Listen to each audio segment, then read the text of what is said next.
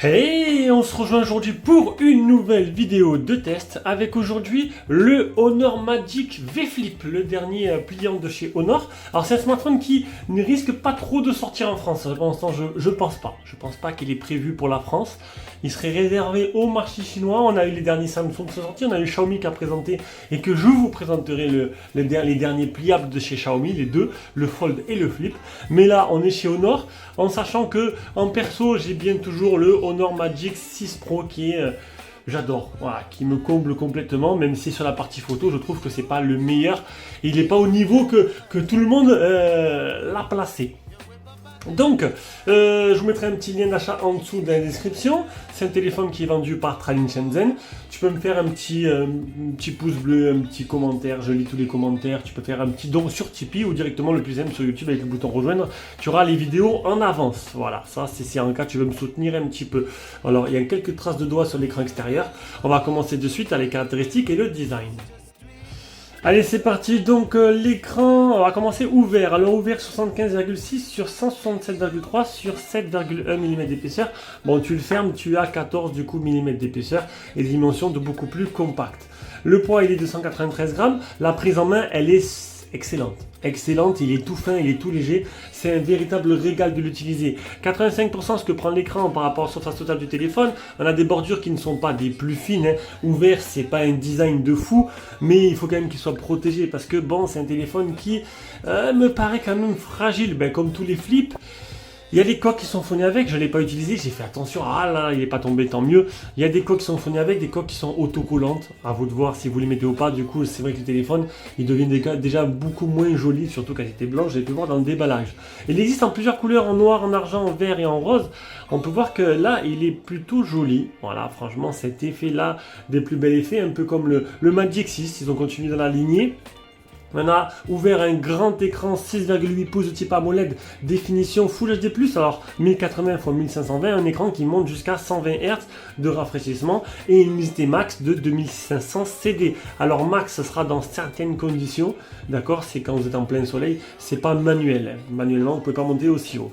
Une fois fermé, on a un écran de 4 pouces de type OLED, définition 1200 x 1092, pareil, un écran OLED qui monte jusqu'à 120 Hz. Et on va parler de cet écran OLED parce que en fait moi j'attends vraiment le moment où je peux utiliser le téléphone fermé. En fait là non, alors là il est déverrouillé, tu vois tes notifs ici, voilà, hop.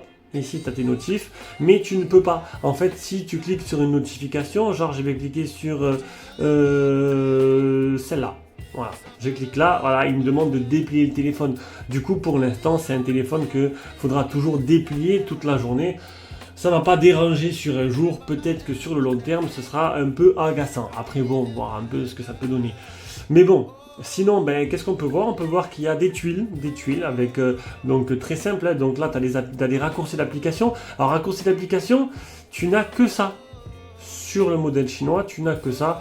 Est-ce qu'il y aura un modèle global un jour? Je ne sais pas.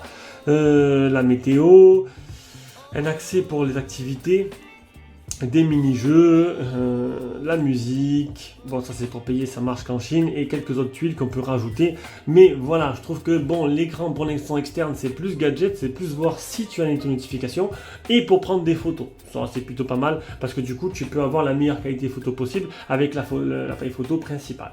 D'ailleurs on va en parler de l'appareil photo principal, c'est un appareil photo principal de 50 mégapixels de chez Sony, alors que seulement deux objectifs, hein.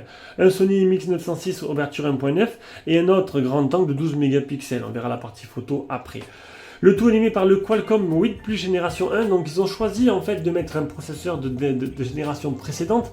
Ben, pour le tarif tout simplement, je pense que si on aurait eu le dernier, hein, on aurait eu peut-être un tarif qui aurait été peut-être 4, 500, 300, entre 3 et 500 peut-être plus cher.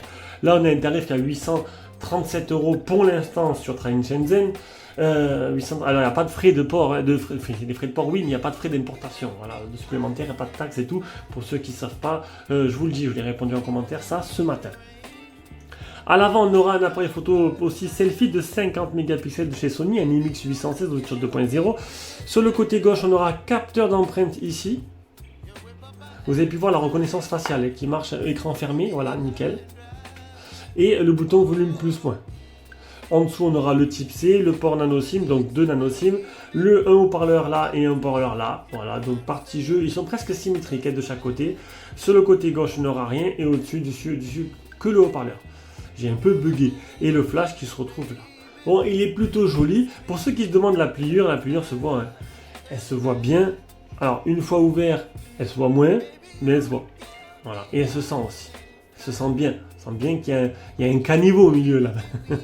Mais bon, après, moi franchement, j'ai trouvé que c'était plutôt agréable à utiliser. Voilà, c'est surtout fin, c'est léger et c'est plutôt agréable à utiliser. Chacun y verra son utilisation. On va finir par les caractéristiques. Donc en 4G, il n'a pas la B20, mais sinon il est full 5G. Donc maintenant l'air, elle est la 5G. Maintenant voilà, tous les forfaits passent à la 5G, mais chez Red, chez Soch. Donc là-dessus, pas de problème. Il a le Wi-Fi 6, pas de Wi-Fi 7, le Bluetooth 5.3 et la batterie 4800 mAh, recharge rapide 66 watts et recharge inversée. Donc on passe rapidement à l'écran. L'écran, je vous ai déjà parlé juste avant dans les caractéristiques. Un bien bel écran, magnifique, agréable à utiliser. Franchement, avec le form factor et en fait la légèreté du téléphone, un plaisir, franchement, rien à dire, quoi. Franchement, un beau plaisir à utiliser ce téléphone. C'est plutôt sympathique. On passe à la partie logicielle, donc Magic OS, l'OS de Honor que j'aime beaucoup. Alors déjà il y a bien le français, tout en français, c'est exactement pareil que sur mon Honor. D'ailleurs j'ai vu des fonctionnalités nouvelles avec des mises à jour parce que j'ai eu pas mal de mises à jour sur mon Honor, mais je suis pas tout le temps allé voir ce qu'elles ont rajouté. Et là j'ai pu voir un peu des nouvelles mises à jour, des nouvelles ajouts dans l'IA par exemple, avec de nouvelles options plutôt intéressantes que je vais rajouter. Il y a des trucs sympas sur ce téléphone que je vais vous montrer de suite. Alors déjà ça tourne très bien, c'est optimisé, la partie jeu, il n'y aura pas de problème, tu feras tourner tout le jeu. J'ai quand même un processeur qui est même d'ancienne génération qui est assez puissant. Mais voilà, franchement, l'OS je l'aime bien. Comme je vous l'ai dit, là c'est la version chinoise, il restera un peu de chinois. Donc là tu peux retirer la carte. Alors normalement c'est la météo. Il y a pas mal de petites cartes météo, cartes sport. Ça c'est les petits raccourcis que j'ai utilisés dernièrement. J'ai supprimé toutes les applications qui étaient inutiles. Il restera légèrement un peu de chinois dedans. C'est pas très grave. Ça c'est des trucs que tu n'utiliseras pas. Ou tu les supprimes ou tu n'utiliseras pas. Voilà, tu les mets de côté, tu n'y penses pas. Faut arrêter d'être buté sur ce genre de choses. Voilà, bon après chacun. Il y en a qui sont très très pointueux, d'autres un peu moins comme moi. C'est pas grave. Allez, on passe aux captures d'écran, le Antutu 923 707. Tac, le test de chauffe, il a réussi, 44 degrés, d'habitude il s'arrête, là ça marchait, 13 350 pour le PC Mark, 3 mètres de marge, 53 satellites fixés sur 69 pour le GPS test, les Geekbench, le premier Geekbench, le deuxième Geekbench. Il est certifié L3, donc ça, petite déception pour ceux qui veulent regarder Netflix en Full HD, ce ne sera pas possible. Par contre, les autres applications marchent correctement. Le safety net, il est bien passé. Navigation système geste ou bouton à 3 touches. Le mode simple, un mode simple pour ceux qui trouvent ça trop compliqué. L'interface à une main. Les raccourcis et gestes, lancement rapide, assistant yo-yo, faire une capture d'écran, faire une capture d'écran vidéo, allumer écran, double tap, etc. Annotation libre. Le multi-fenêtre. L'espace favori, ça c'est plutôt sympa. Un espace favori, c'est en fait un espace où tu peux y rajouter tes captures d'écran. Alors je vais vous montrer un truc. Tu laisses appuyer. Alors je crois que c'est 3 doigts. Non, c'est plus trop ça. Attendez. Non, les 3 doigts, c'est pour la mettre dans l'espace favori. Voilà. Tu laisses appuyer 2 doigts. Voilà, il va scanner l'écran. Et là, ce qui est intéressant, c'est que là où tu ne pourrais pas en fait sélectionner des images ou du texte, ben, tu peux. Voilà, ça c'est plutôt bien, il scanne la photo, si c'est une photo, et tu peux sélectionner du texte et de l'image. Ça c'est plutôt pas mal, tu peux envoyer l'image, hop, dans ton espace favori, tu cliques là, tac, et tu vas retrouver ton espace favori, ici, tac, où avec tout ce que tu as pris comme capture d'écran. Et tu peux du coup les déplacer et pour les rajouter. Ça c'est vraiment très intéressant, j'ai bien aimé. Je ne l'utilise pas assez sur mon Honor, presque pas du tout même, mais c'est un truc qui peut être intéressant. Le HoloLens, un peu comme Google qui reconnaît un peu les contenus. Le Scania. Donc en gros ça va scanner avec l'appareil photo les QR codes s'il en reconnaît. Un espace parallèle, si vous voulez cacher quelque chose. Le Truth Space, c'est une fonctionnalité qui conserve vos paiements mobiles sécurisés en surveillant votre connexion Wi-Fi qui empêche d'autres applications d'accéder au code de vérification envoyé par SMS et au texte saisi.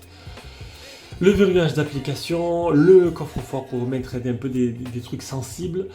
La capacité de la batterie, donc, et où vous chargez jusqu'à 100%, où il s'arrête à 80% pour préserver la batterie, et après il va de 80 à 100% avec le genre, t'as mis l'alarme à 6 heures, et bien, il va s'arrêter à 80%, et puis les dernières 20 minutes il va charger jusqu'au bout, pour préserver la batterie. Les applications jumelles, bon il n'y en a pas énormément hein, pour cloner d'applications, il y a certaines autres marques qui donnent la possibilité de cloner 100% des applications. Affichage sombre ou clair, luminosité automatique ou non, le mode e-book, protection des Oasis, ça c'est un nouveau truc que j'avais pas sur mon Honor, c'est avec la mise à jour. Après on continue, le mode veille, mode température, rafraîchissement de l'écran, mode température et couleur, le mode dynamique 60, 120 ou rafraîchissement variable, amélioration vidéo, ça utilise la batterie par contre. L'écran d'accueil style, donc ça c'est une personnalisation, donc les icônes, les thèmes, l'écran principal, l'écran secondaire, etc. Les applications disponibles sur l'écran secondaire, donc il n'y a pas beaucoup, il n'y a que ça disponible pour l'instant. On rappelle qu'il vient de sortir. La gestion de cartes, vous pouvez rajouter l'agenda et tout, donc il y a quelques trucs en chinois que vous n'avez pas utilisé bien sûr. L'affichage permanent sur l'écran extérieur, oui, donc en fait là je l'ai désactivé, normalement ça reste sinon en permanence comme un Always On Display, mais pour économiser la batterie je l'ai enlevé. Quand vous pliez l'appareil, ce que vous voulez qu'il se passe, c'est vous qui choisissez, qui reste allumé ou qui s'éteint. Et on arrive à l'autonomie, une batterie de 4800 mAh. Recharge rapide, je vous l'ai dit, 66 watts. Sur une journée type de 12h57, alors regardez pas là, ça n'a pas marché. J'ai utilisé 3h01 l'écran allumé. Et il me restait... J'ai utilisé, attendez, tac. Bon, j'ai utilisé 43%. Voilà, j'ai utilisé 43%, ce qui est très peu. Franchement, seulement 43% d'utilisation sur une journée de 13 h avec 3 heures d'écran allumé, c'est très peu. Et vraiment, niveau autonomie, c'est plutôt pas mal. Très bien même, j'ai envie de te dire. Voilà. On arrive à la partie photo, donc je le rappelle, c'est un principal Sony IMX906 au 1.9 de 50 mégapixels associé avec un grand angle de 12 mégapixels. Alors, mode ouverture, mode cliché nocturne, mode portrait, mode photo, mode vidéo qui va te permettre de filmer jusqu'en, tac, ici 60 fps, mais je suis en Full HD. Alors jusqu'en 4K. À 2 4K, 16 neuvième ou 21 4K. Et quand tu es en 4K, tu peux filmer juste en 30. À moins que ce soit... Ouais, juste en 30 maximum. Le mode multi-vidéo, qui permet d'utiliser les deux écrans en même temps. Et le mode plus, pro, ralenti, panorama, timelapse, filigrane, super macro, haute résolution, solo cut, vidéo nocturne, scanning document, Historia. Alors super macro, c'est pas le super macro qu'on a retrouvé sur les autres appareils, IQ, Vivo et tout, qui était exceptionnel. C'est un super macro, c'est un macro un peu plus amélioré. Voilà, c'est pas pareil. Allez, maintenant je vous mets toutes les photos que j'ai prises et vidéos directement là dans la vidéo, plus un lien Google Drive dans la description où tu auras toutes les photos sur mon Drive qui te permettra de les voir en taille réelle.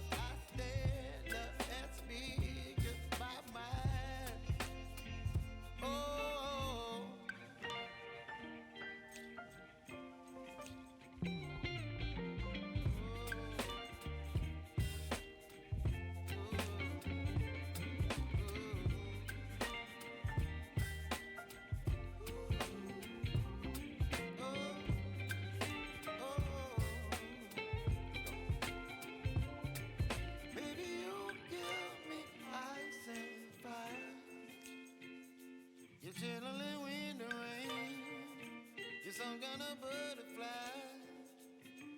Baby, you give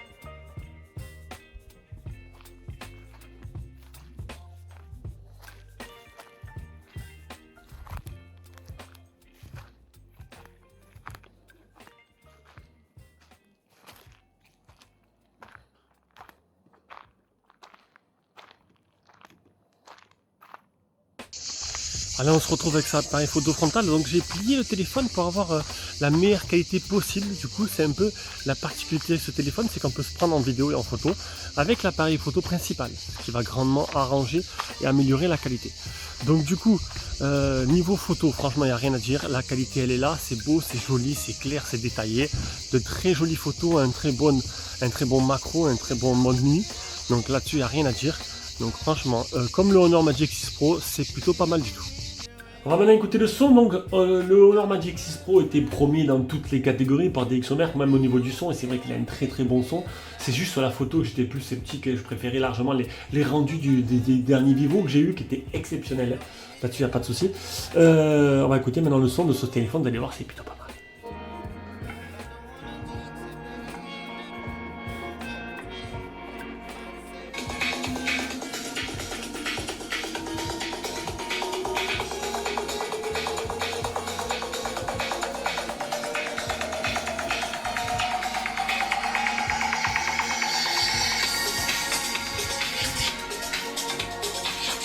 Franchement, excellent, j'adore, surtout pour un pliable, pour un format comme ça, c'est excellent, le son est parfait.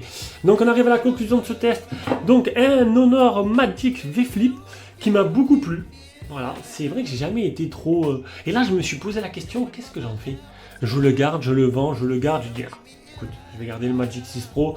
C'est vrai qu'il est très compact, il est agréable à utiliser, il est léger. Mais le fait de l'ouvrir tout le temps pour la moindre des choses, ça m'embête. Voilà, parce qu'au bout d'un moment, la pliure, je pense qu'elle va s'abîmer. J'ai vu des crash tests et suivant les marques, voilà, ça dure pas autant longtemps que annoncé. Allez, sur ce, je vous fais des gros bisous et on se rejoint pour une prochaine vidéo. Ciao, ciao.